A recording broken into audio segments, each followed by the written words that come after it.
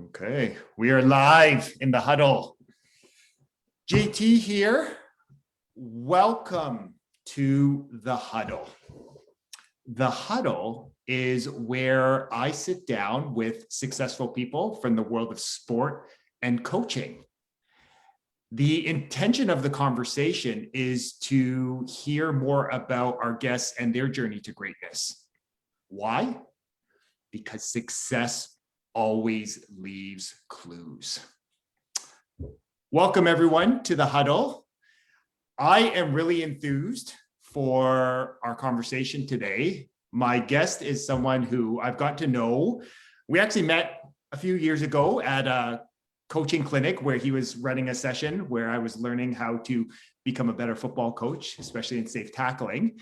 And we reconnected a few months ago just because of our mutual passion for the game and wanting to help use the game of football as a way to inspire and empower other people to be their best versions of themselves. My guest in the huddle today is Aaron Geisler. How are you, Aaron? Good, great. Yeah, it's a beautiful summer day and football's starting to be getting in the air again, which is nice. So there's a lot of positivity right now. So there's a lot of good things going on. Yeah, definitely. So Aaron, before we kind of get into your story, I always like to keep things fun, light, easy, especially here. And if you're watching live, especially on a Friday. So I'm curious, Aaron, what is something, maybe it's a quirk, maybe it's an interesting fact about yourself that maybe a lot of people don't know about you, but is something you feel comfortable sharing with our audience? Okay, so this is people who know me really well probably are sick and tired of hearing about it, but I am a huge virtual reality fan. Like I am like, when virtual reality started to come back in the scene again, kind of around 2010, like I've just been all in, like outside of football, I've been following virtual reality like it's like my second job. So I've oh, you know what? I don't even have it here, but I usually have headsets all around me, and I'm a big video game guy on the side, and virtual reality is kind of like the perfect merger of being a sport person and playing video games, so that I can get up and be active and yeah, I'm a huge virtual reality guy. So and I think virtual reality is going to take off even bigger in the next kind of 10 years, and I think there's actually a lot of really good sport applications. But I know this isn't the virtual reality podcast, so I'll just stop on the VR for now. You'll bring me back on when you do a VR podcast, and we'll talk about that.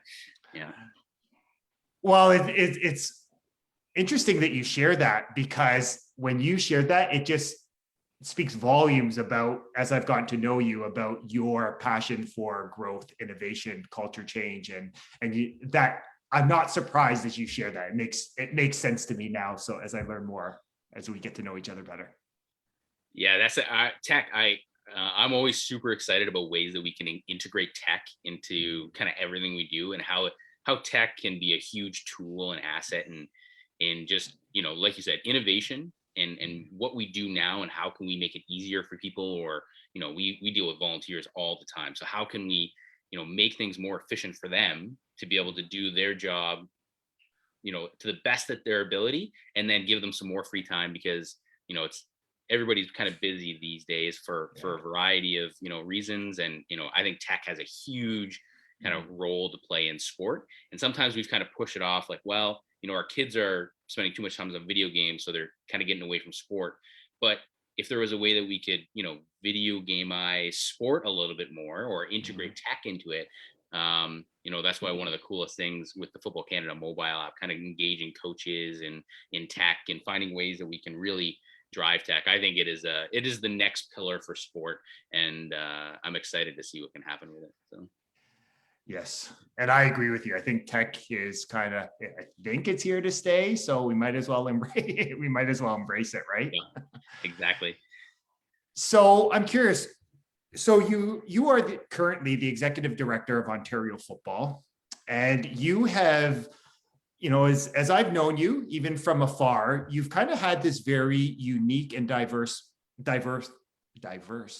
path on football, first as a player, and then you sort of transitioned into coaching, and you were a coach at the CIF, first at the CJFL level, and then you coached at the CIS level, and then you went to work for Football Canada, and now you're back here in Ontario in a major leadership role. I'm curious, what sort of prompted that to, make you want to become a leader in the world of football and sport? It's really interesting. So when I grew up, I actually grew up in North Bay till I was about 14, and we didn't actually have at that time any football at the community level. So my first interaction to football wasn't until grade 9. So I actually grew up being this avid baseball fan. I never really liked hockey. It wasn't something I wasn't really good at it per se, and I just wasn't something I was super engaged with. And you live up north, it's hockey, hockey, hockey all the time. And then in the summer, I was like, okay, baseball is kind of my thing. We moved down to Southern Ontario, just outside of London, when I was 15 years old. So, it was harder for me to kind of jump onto a baseball team that I loved at that time. And I was kind of changing interests, and I loved playing football in grade 9. And so football kind of just took more of a center role for me. It allowed me, when I moved down to Southern Ontario, I was moving away from all my friends, basically my whole life that I grew up with. Football kind of became the centerpiece where I was able to kind of find new relationships and new friends when I moved to Southern Ontario. So it really became kind of the driving force for me to build these new connections that I was losing, or that I had to kind of leave when I was a kid. And it just opened up so many doors for me, not only from, enjoying the sport and loving the sport and finding eventually what would become a career. It built all the relationships that I still hold dearly to me today. Like some of my best friends, like I actually just recently went to my friend's wedding, who I've known since that, grade 10, who I played football with, who, these relationships just don't go away. So for me, the football became a centerpiece in my life. But when I went off to university, I didn't think I was going to work in sport. To be honest with you, I actually didn't even know that was really a career objective, like that you could just go work in sport. You think, oh, maybe you could work for a professional team, but you don't realize how many roles in sport, or the actual job opportunities that there are in sport across the country. So I went into school thinking I was going to become a lawyer, because I really liked it. I liked kind of arguing or debating, and I worked through the process and my undergrad, and it was not something I knew I wanted to do at a certain point. And I kind of had started coaching while I was playing, and there was something about that I really loved. And, being able to give back and to be able to coach the game that I love. And then I found out that there was a potential pathway to make a living, working in sport. So I jumped on that as soon as I could. So, it was not my initial objective to be kind of a change maker or a leader in sport. It kind of just found me. And that's kind of how I think it is for a lot of people. You get a little taste of coaching or administrating, or being a volunteer, and you can't walk away from it because it gives so much to you. So that's kind of where I kind of fell into it. What I love about your story is I really get a sense that football allowed you to sort of create your sense of community, moving to a new area, right? It allowed you to sort of, to integrate within there. And it sort of allowed you to just build these new, like you talked about, these new connections, these relationships that are lifelong. So really sounds like that's really become sort of like your focus, is to be able to provide the same experience for other people. Yeah, absolutely. I think it's kind of a cliche in our sport that for most people that really dive into football, or, really understand what football can give to you, you always hear all the time, like, I want to give back to the sport. But it is truly the way that we feel, because, every sport has a lot of, great attributes, and I don't want to take away from what other sports provide. But I really do believe that because of the nature of football, and because of how reliant and dependent we are on each other on the field, it creates a different level of bond or camaraderie or family, than any other sports. It's really hard to look at a relationship in another sport where, if the quarterback can only succeed if someone blocks for him or her, but that person blocking for them gets zero recognition generally all the time. And then similarly, somebody's got to still catch the ball on the other end for that quarterback to succeed. So it is the perfect summary of how we should live our life in the real world, that this collaborative approach to building or growing or changing is essential to winning. And I think for a lot of people, and for me, I realized that um, those types of lessons are so transferable that we need to strengthen the ability for people to access that sport. And if we can do that, I think it creates a just a generally better community overall for us. As you were sharing that, what came up for me was I heard this beautiful saying that I agree. Football is, I played a lot of other sports like you, and there's just something different about football. Yes, all sport has, wonderful life lessons, but there is something about sport. And I sort of would share it this way for maybe people that aren't, haven't had the experience. In a lot of other sports, you can have one star athlete, right? And that sort of like ego that they can drive the team. Where in football, I firmly believe it's a we go. It's not even about ego anymore, because you have to have everyone bought in so that we can go farther. So I feel it's a great sport that really highlights the difference between an ego and having one star versus having a collective we go. And that's where I think the beauty of football really lies. Yeah, and I think you highlighted it really well, is that, for some of us, it's actually understanding how we fit in the bigger puzzle rather than us. I played a lot of individual sports as well. Like I play a lot of racket sports, and you rely on yourself. That's all you have to rely on is your skill, your ability. You only have you to blame. You only have, well, in for a lot of people coming into the sport, realizing that you are not bigger than the team, or that you are a part of this, sometimes that's actually harder for some people than to realize that you play a part in the team. So understanding that you are not the centerpiece, and that for you to be successful, everybody has to be successful. We used to so I went to school at St. Joe's, a small school in St. Thomas, but we were a fairly successful football school. And it really was about, for us to be successful, our least experienced player had to be as successful as anybody, because we just didn't have the means to not look at it that way, right? So and not many sports might look at it like that, and I think that's a big piece. So there's two ends of the spectrum, understanding how you fit in the puzzle, and then understanding that every piece of the puzzle is crucially important. I think is unique. Yeah. Definitely. I love that. So I'm curious, in your role, so again, this is a role that you've been in for just over 6 months officially, correct? And in that time, one thing that I've noticed as we have began to have some conversations, as we've, been able to see, is that you are really a big proponent on creating a certain culture, right? About really driving this collective vision. And one of the things that really appealed to me when I first saw you step into the role was you talking about, creating a culture of excellence, of growth, of community. Why was that so important to you as you stepped into this executive director role?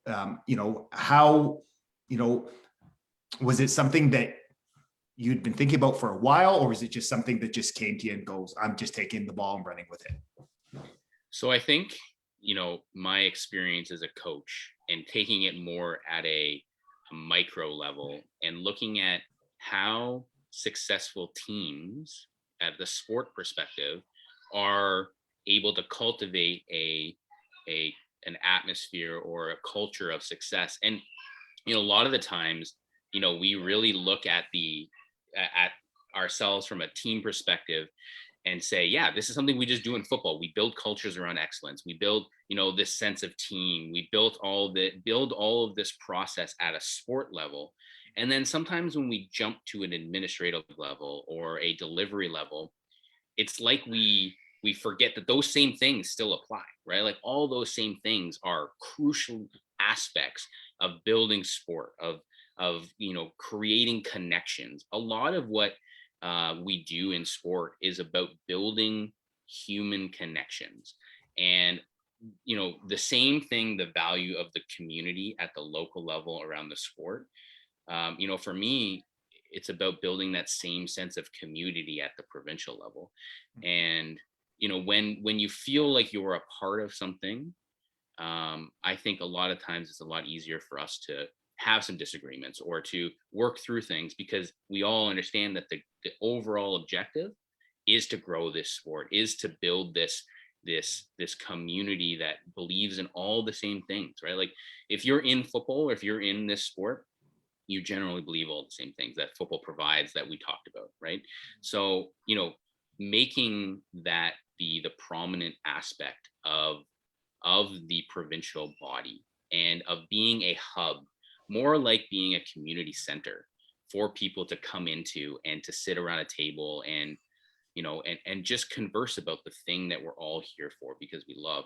I think that is how you build winning culture, because that's what I see from the best teams is building symbols and structures and open and transparent communication between people that will allow them to work through the differences and to be able to get to the common objectives and have clear, concise objectives or goals that we're all striving for.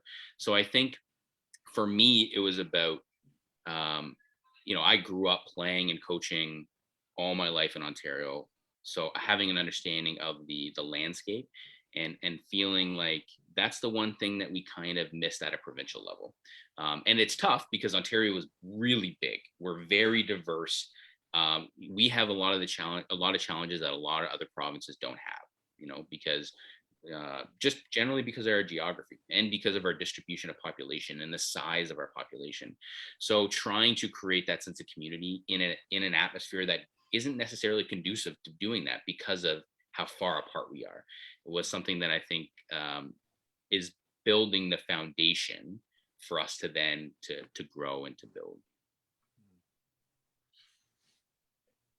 And as you were sharing that, it was funny that I just sort of saw that mantra that you have, in that role, in the role you're at with Ontario football, the excellence starts from the top, right? And really you sort of, here's the vision, and then really communicating that down really speaks volumes about you sort of wanting to see the big picture, right? Because it takes an effective leader to really take that 30,000 foot view. I think that's a really good point. I think what I'd like to add to that is that especially in sport, or at least in non-for-profit sport, it's really important that although I may, or we as an organization may have a vision, it's really important that we are good listeners to the community and understanding what the individuals, the associations, what the general football community wants to have fit.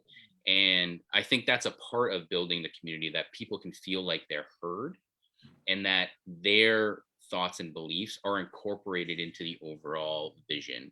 And that's why I think community is such a great pillar, and excellence are such great pillars, because the idea of building a community is the listening to what everybody kind of wants and thinks and feels, and building that into what that community looks like.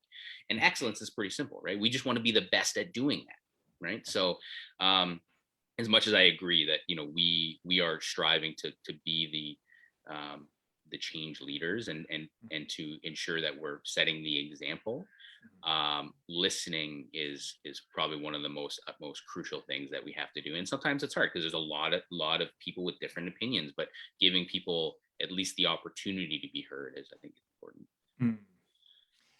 And I love that you bring up that point. I had a conversation with Coach McKay, and I made a post about that I love how you brought up that idea that being an effective leader is really learning and understanding to talk right less, to listen more. And it's by asking questions like, what do you want, right? Like what's holding you back, right? And that is one thing I will definitely acknowledge you for, brother, is just your ability to ask for what people, and being so open-minded to hearing that is really one of your superpowers. I appreciate that. I'll say this though. One of the things that I've had to work hard on is we've talked about this. I'm a big idea guy, right? Like an idea comes, I want to run for it as fast as I can.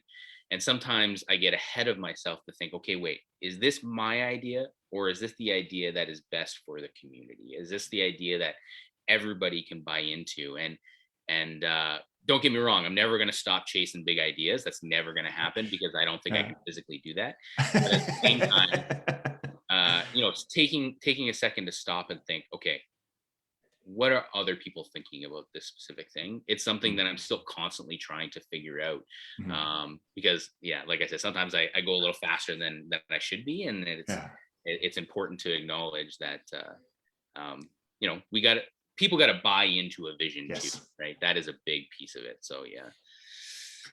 That's why I love our conversations is, you put two dreamers, two big idea guys there. It's always a fun one to, Yeah. yeah. So part of, what we've been working on, what we've been collaborating on is this idea of establishing the greatness community, or sorry, the greatness academy.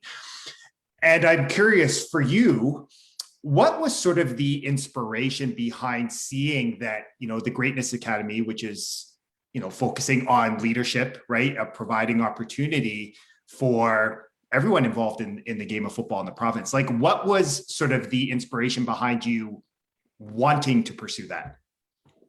So I think this goes back to the conversations that we were having on what football can provide for people and what it does to cultivate leaders out into the real life community outside of sport. And we've talked a lot, or at least I've had this conversation with a lot of people, that there are so many elements to our sport that can be tapped into to really drive more change outside of our sport. And that, we're seeing this more and more today, which I think is fantastic, is sport is a culture changer in the real world. And I think that is fantastic. And we get so many great leaders that step out of the sport or whatever sport it is, go out into, what I'll say, the real world outside of sport, and take the lessons they've learned and make positive change for the better. And people listen and look up to people that are leaders in sport. And I think it is our obligation to cultivate these leaders to be able to then have the tools to do the things that they're going to do anyways, right? They're going to go out into the community and they're going to be change leaders, and they're going to actively, work to better their community. So how can we assist them in doing that to the best of their ability? Or how can we empower people who think, maybe I don't have the skills to do that, but I want to, right? Like, we have an athlete or a coach that's just, super passionate about something and wants to make change, but doesn't feel confident enough that they have the tools to do that. I want us to be able to provide them the tools to do that, because I just think that we're in a time now where we need as many positive change leaders as we can in our general community. And the more that we can help to do that, the better. I love the analogy of what you're sharing, right? About how can we bring more people into the vision to help carry it? And, I just think back to this analogy of getting people to come into the boat, right? And the more people we can get walking with us, right, the stronger the vision gets, because it's just, it's links on a chain, right? The stronger every link is, it's going to be harder to break. Yeah, absolutely. So I'm curious, as that creating these leaders both on and off the field, what is the vision that you want to have, like long term? What areas are you really looking to grow and innovate, not only in a football sense, but in a larger, broad community sense? So I think if I can start on the football side, Yeah. it's, we as a community, the nature of the sport of football is it's a very inclusive game, in the sense that, very few games can you find someone who's 150 pounds playing with someone who's 320 pounds, or 6'8" and 5'6" or 7, whatever I claim to be on every other day. Males, females, young, old, flag football, tackle football. We have a game that is built to be inclusive. So it is on us to empower more individuals from a diverse background to be leaders in our community, to drive greater participation from their communities. You know, I think the best example right now for us is that there is a huge demand for females to participate in our sport. But you know, one of the things that I've heard a lot from our female development committee is that you can't be what you can't see. So, you know, being able to find those individuals who want to be the leader in the community to then drive their community into our sport is really important. And that goes for a variety of sectors: new Canadians, females, BIPOC, you know, people who wouldn't traditionally play our sport and maybe are, you know, maybe, you know, want to play flag versus tackle, and that's great, or want to transition from flag to tackle. And then from there, I think, you know, the more we can build a diverse community within our sport, the more, you know, this goes back to the idea that I said, for me, and the centerpiece of my life was football was about building these relationships in my life. Well, without football, I probably wouldn't have interacted with, you know, 60 to 70% of the people that I interacted with through the sport. So for me as an individual, it allowed me to be exposed to tons of different beliefs or cultures or thoughts or just individuals that, you know, if I was stuck in my own bubble, I wouldn't have.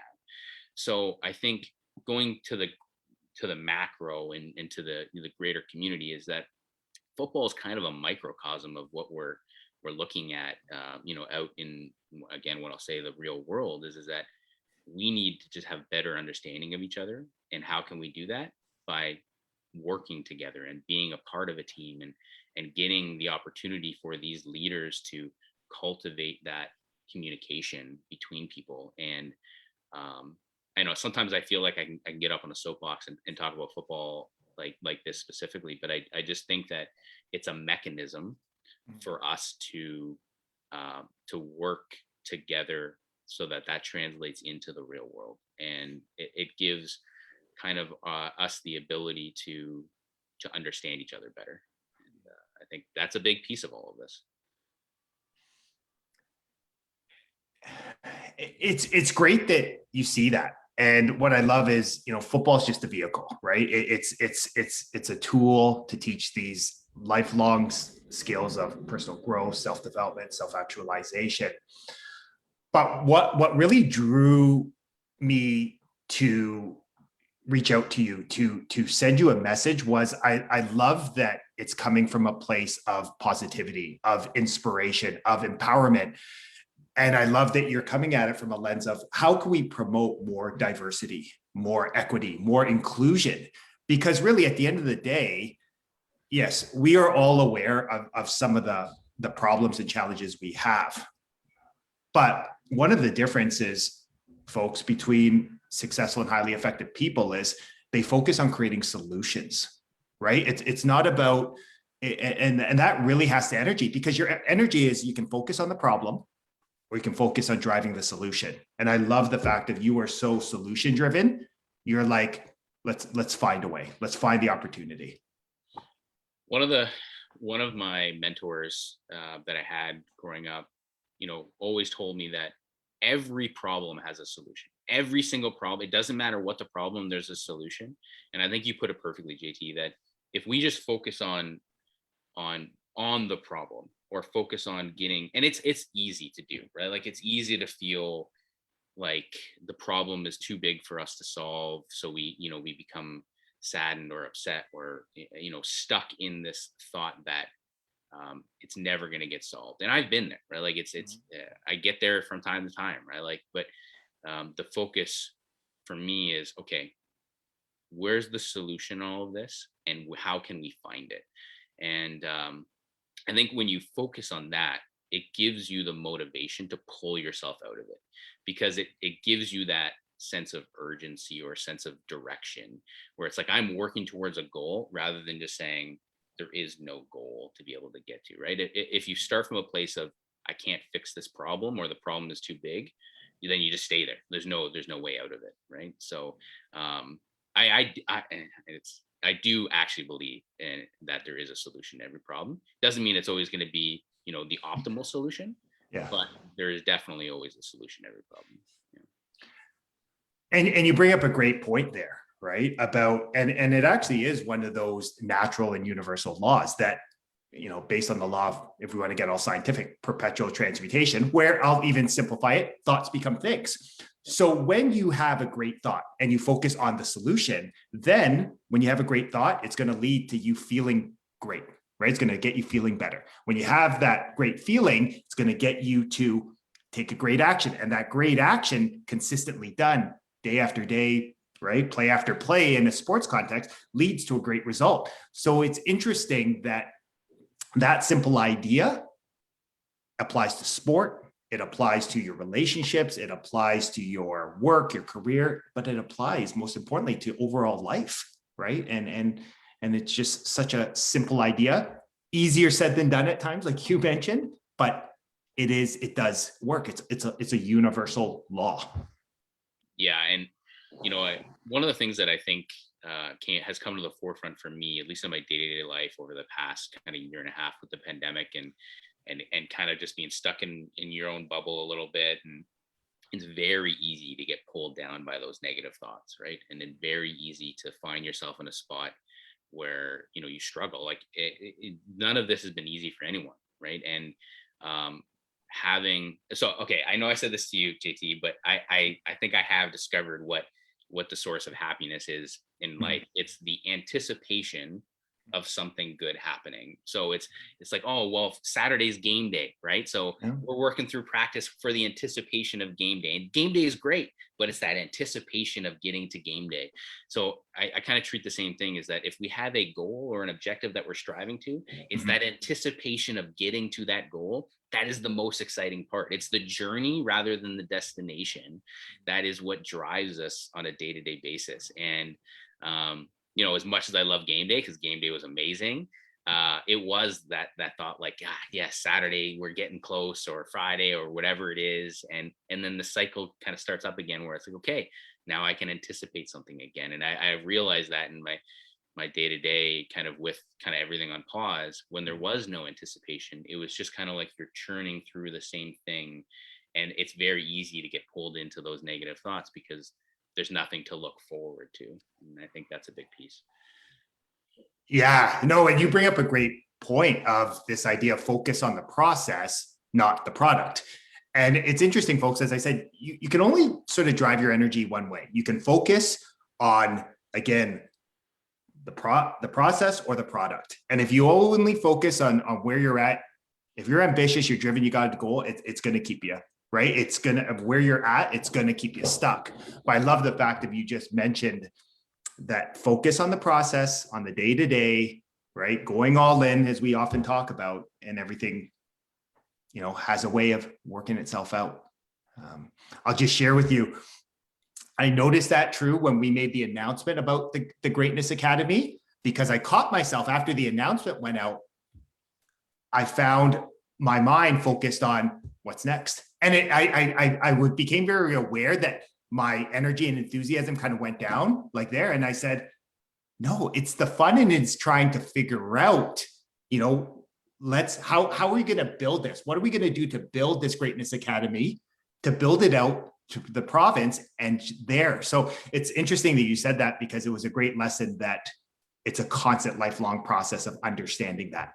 Yeah, no, and I think that's a great way to put it, in that, having that end goal objective and then working towards it on a day-to-day basis. And I'm a big list guy. So for anyone who doesn't know this, and maybe I should have said this at the start, I'm a huge list guy. So we used to have, when we had offices at Football Canada, we used to have these massive whiteboards that we would just literally jot down everything. And there was always so much satisfaction of just, even if it was the most minute thing, just, okay, cross it off, cross it off, cross it off. And it allows you to stay kind of in the moment, stay in the process. But also, I'm a big proponent of celebrating victories, no matter how small they are, because it's important, right? Like sometimes we can get bogged down in the fact that, like, it's this unachievable goal is so far away, but it's like, okay, all these small victories, and to celebrate them, and be okay to be happy that you did something good and that you succeeded in doing something. And sometimes, how fast we live, it's easy to just say, yeah, it was just another thing that I did, right? So I've had this great one, and I'll share it with you. I had this, one of my coaches and mentors said this to me. He's like, get emotionally invested with the goal, not the results, right? And again, that goal will pull you, right? And yeah, you do have to focus on, okay, what are the actions I need to take right now? Because the goal is going to happen. It's as long as I continue, like you said, to move, it'll happen. So it's been an amazing learning opportunity. So one thing that came up is this community, right, has a lot of football coaches. And again, you know, that's the beauty of football in the province. A lot of coaches have talked about this we do live in a very large, right, from a landmass perspective, but it is a very interconnected community. So I'm curious, what, in your opinion, is the next step, the thing that has to happen next for us to be able to together build create this culture of excellence, of growth, of a greater sense of community?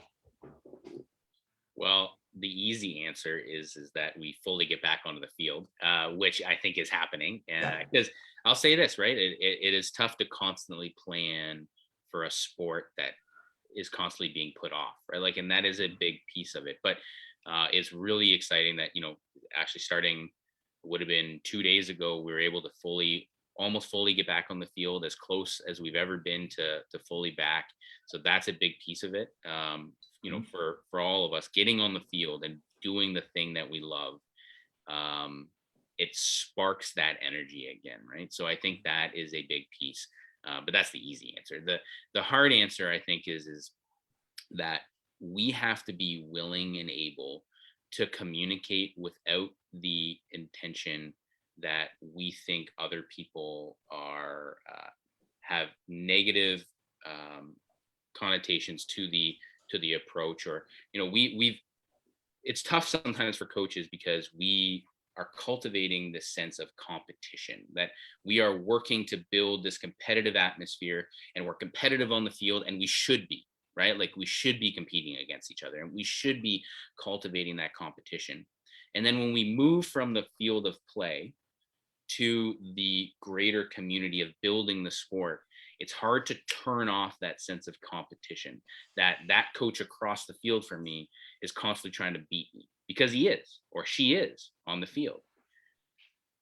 So for us to move forward, we need to turn that switch off when we get outside of the field and realize that what we're now competing with is not each other, but what we're competing with is people's apathy or lack of incentive, or you know, knowledge of getting into our sport. We're competing with, how do we get people into our sport, as many as we can?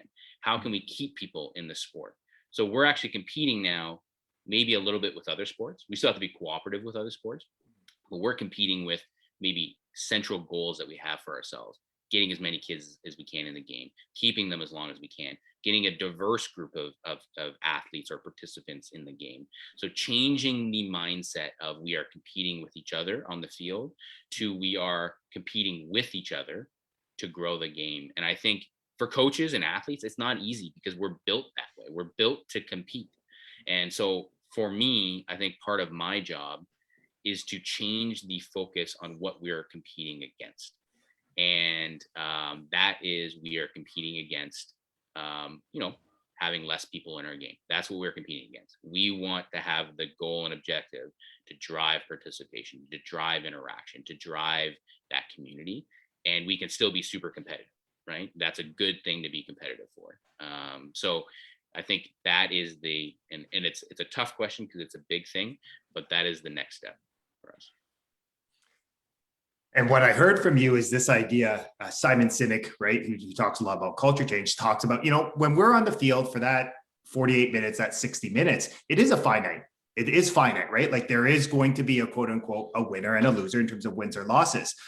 But I love how you mentioned, once we leave the field, it needs to be this shift toward understanding this is an infinite game, that the goal here is to introduce this beautiful game to more people, to more diverse, to offer it to, right, to keep people in the game, and just really allow people to experience what an amazing game this is that can bring more diversity, equity, and inclusion. And and what I would share with people is just imagine if we had more people that understood the importance of diversity, equity, and inclusion, that had the skills to see that. Could you just imagine what solutions we could create in our world? Yeah, 100%.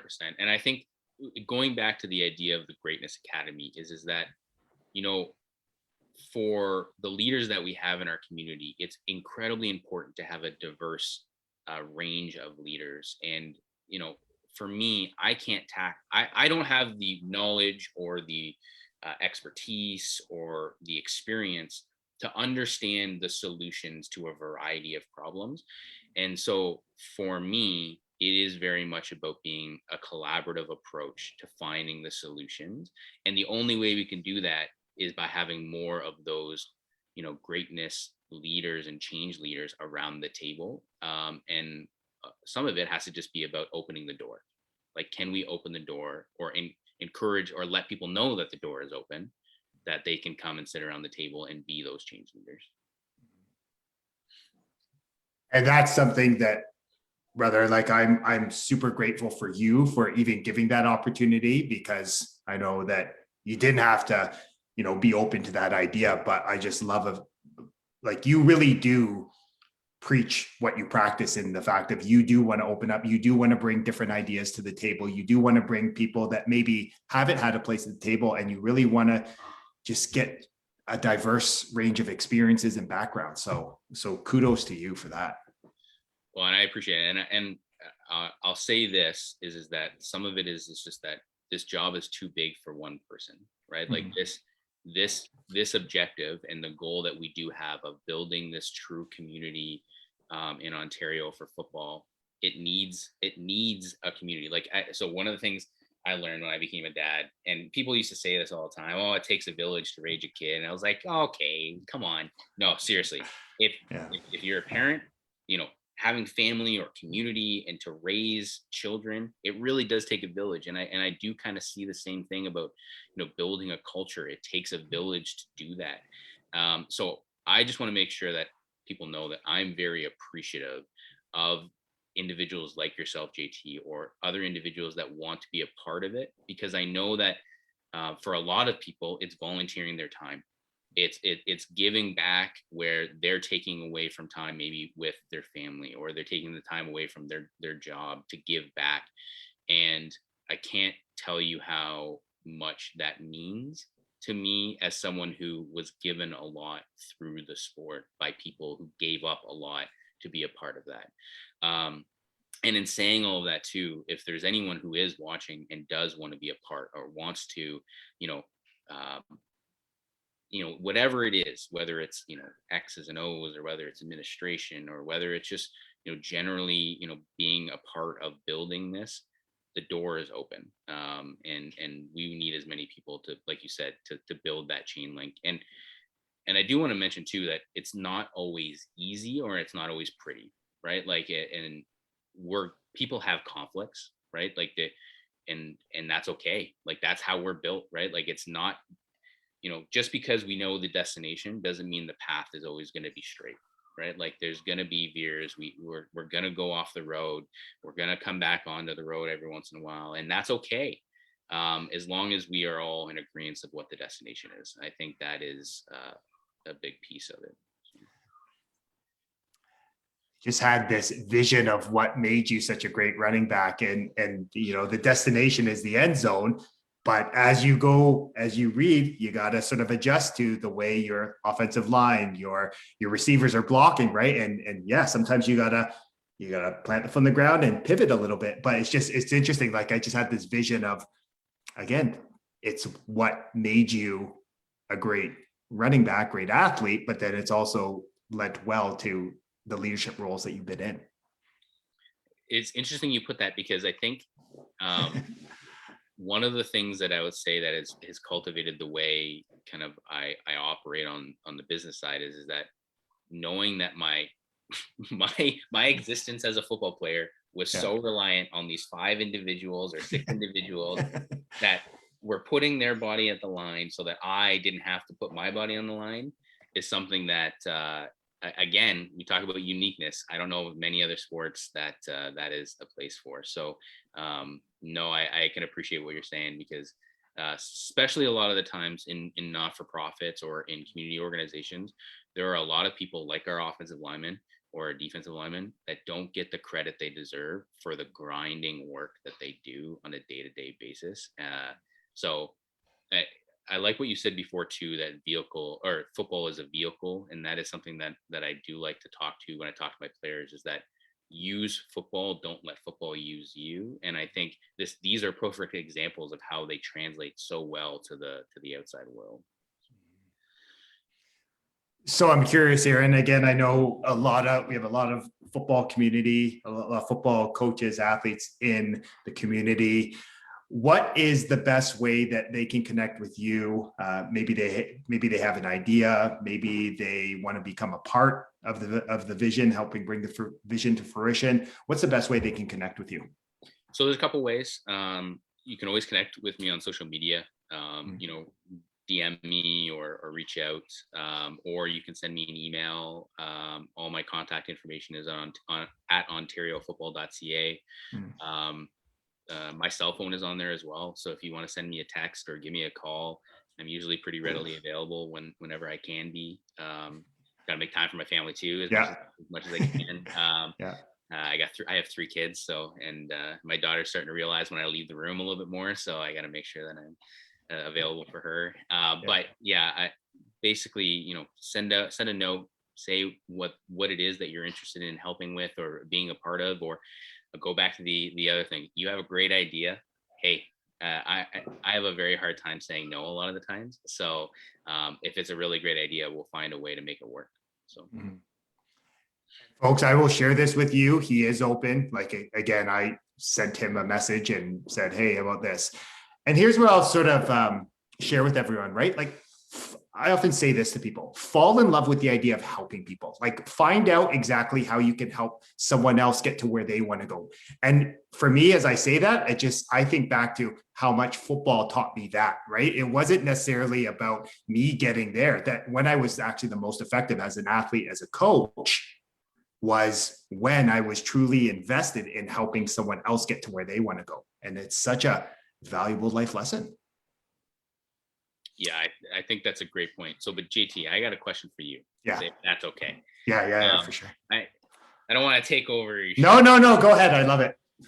So for you, what does the Greatness Academy mean to building the type of individual leader in the real world? Like, how does that look from the perspective of what are we trying to cultivate, and what are the specific things that you think are crucially important in building for that leader? Since, I mean, you're the expert in this, so I want to be able to know.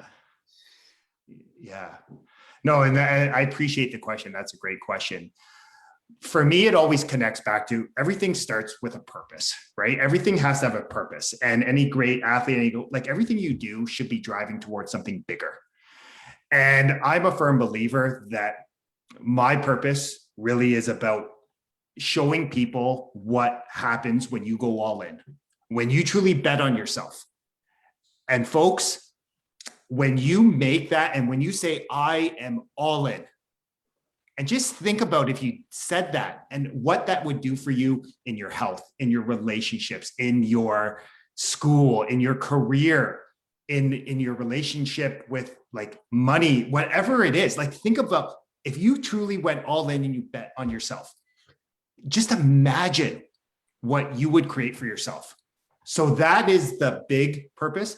The vision, brother, is to share these beautiful life lessons to inspire, empower, and create that next generation of leaders so that they can succeed and be great, not only on the field, but in all areas of life.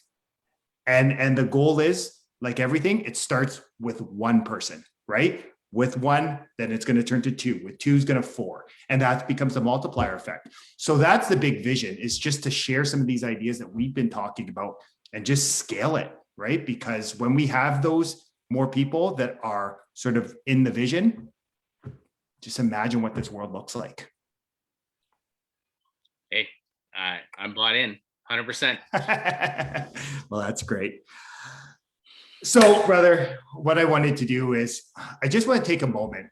I love what you talked about, and I'm one of the core pillars of my life is I am a man of love, joy, and peace.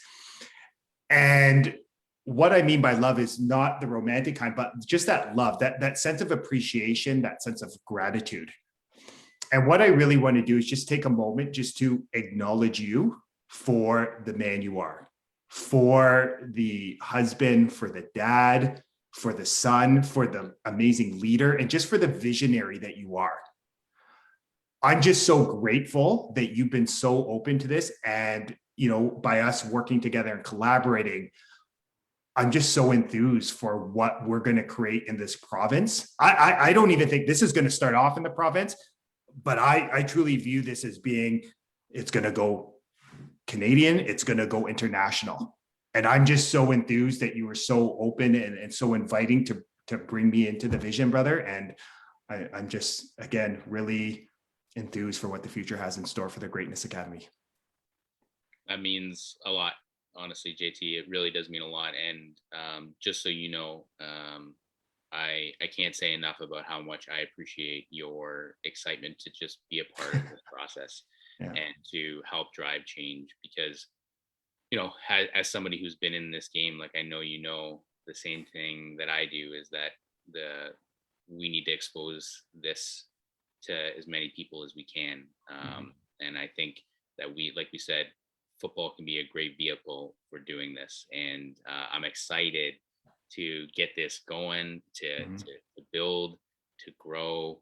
And I love how you approach everything with positivity, because it's easy to veer away from that. And so every time we talk, man, it's great because it re-energizes me and gets me, you know what? Yeah, you're right. Okay, let's get this. Yeah. So like I said, hey, if we had a football game this weekend, I'd be ready to go right now, coach. Yeah. No, I appreciate that. So folks, as I said, if you want to be part of the vision and you want to help us bring this Greatness Academy to life, again, we need as many people bought in as we can. So there are a couple things. One, you can be part of the change. Two, if you kind of just want to do your part, listen, folks, part of establishing the program is about creating a financial model that helps sustain the program. So what we are collaborating with is proceeds from the sale of every one of the books, right? The You Are Greatness that's become an international bestseller. We are going to reinvest it back into the Greatness Academy. So again, there's lots of ways that you can help us drive this vision. So again, if you want to come support, reach out to Aaron. Okay. He's always open to new ideas too. If you just want to kind of hang back, that's cool too. Get a copy of the book. Get 2 copies, share it. Because I guarantee you folks, okay, that is a labor of love. And I guarantee you that investment into yourself by getting the book, that will just open up your eyes to a completely different, and will help you reach your next level of greatness. So again, join us in the vision. I look forward to chat with you again in the huddle next week. Have an amazing rest of your day.